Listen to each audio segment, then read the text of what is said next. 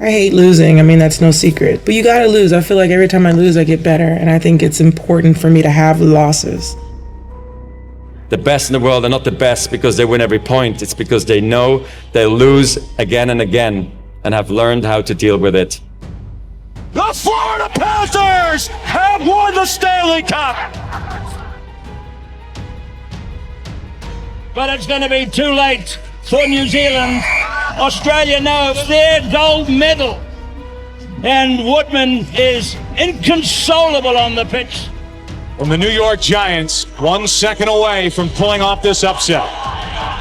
The Giants have won the Super Bowl.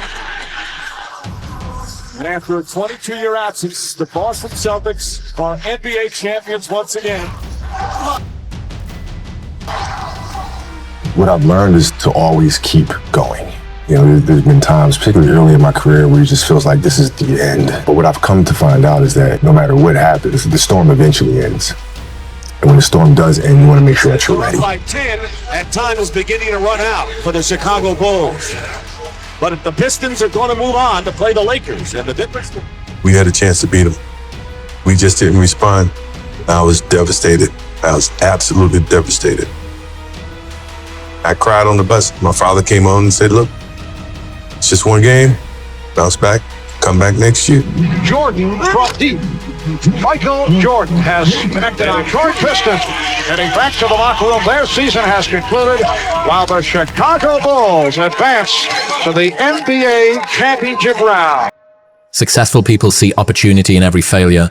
Normal people see failure in every opportunity. Both are right. Only one gets rich.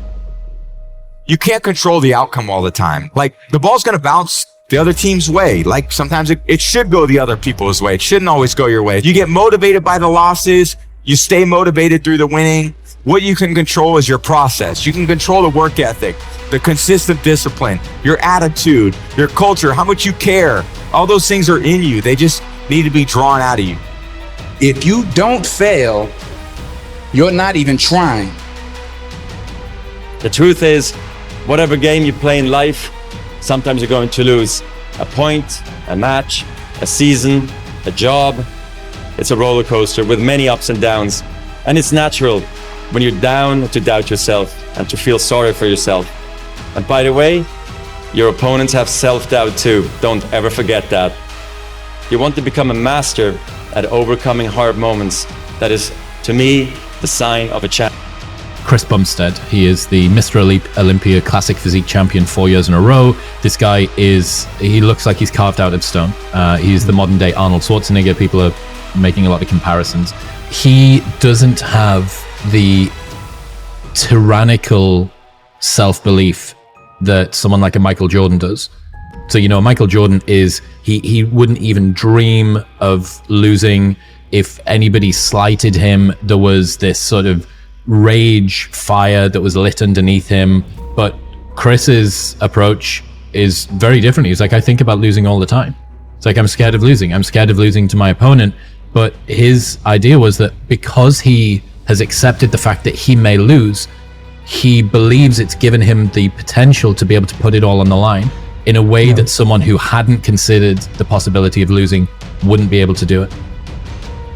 You know, the way I view it is sometimes you have to lose to win. And last year we lost, and I think it set us up and put us in better position to win this year. The number one goal from everybody here will be to win. And when that is the number one goal of everyone that walks into this building, everything else, you figure it out. Sometimes you succeed, sometimes you fail. And that's just the nature of it. Get rid of fear. It can be an engine to motivate you and make you work hard. But at a certain point, though, fear can hold you back. It's easy to get complacent and to start thinking, man, I've done all right, I'm comfortable. Let me not risk trying to do something I'm not sure I can do. Sometimes you fail, but sometimes you succeed. And you can learn from both, right? As long as you're willing to be self-critical and kind of evaluate when things don't work, why they didn't work, that you don't need to be afraid. And that's gonna hold you back.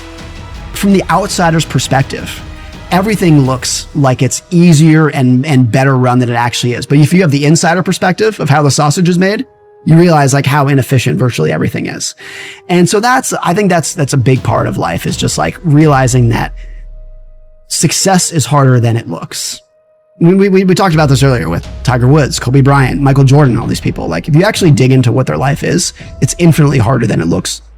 I think in most endeavors in life, people perfectly understand the relationship between price and quality. You want a nicer car, it costs more. Bigger house, it costs more. But that like understanding goes out the window when you're talking about career success or career fulfillment or personal health, things like that. Like that, the relationship just kind of breaks down in their own mind. But it doesn't go away. Like the higher the success, the higher the cost. I love reading biographies of entrepreneurs, of generals, whoever it might be. With very few exceptions, do I finish the biography and think to myself, I want that person's life. What I think is, I'm glad they existed. I'm so glad the world had that person that we can all benefit from. But the crazy success comes with a cost that very few people, including most of the time myself, are not willing to pay. A lot of things happen in our life. You know, we all face our challenges and adversities, and we all go through things. And I think life is about dealing with a lot of things that you didn't want to have happen in your life, whether it's your business or whether it's sports or whether it's personal or, you know, children. And like I said, we all have our unique challenges, but do the best you can do. Show up every day and make the commitment to yourself and the people that count on you, the people that you support you. And through a lot of failures, you're going to learn a lot, and you're going to hopefully be humbled, because sometimes, you know, you give your best and it doesn't work. And I learned that in sports, and you learn it in life in different ways too. Sometimes you try your best, you work hard, but it just doesn't in the end go the way you want. So what are you going to do? Quit? You're going to just blame everyone else?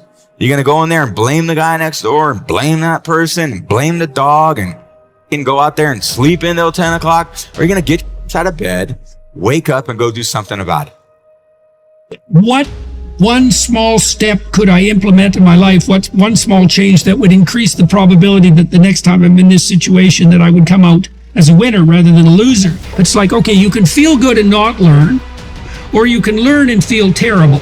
That's part of the art of learning to lose gracefully. Take a pause before you make a decision and say, what if? Take a negative and turn it into a positive. Don't be afraid to fail.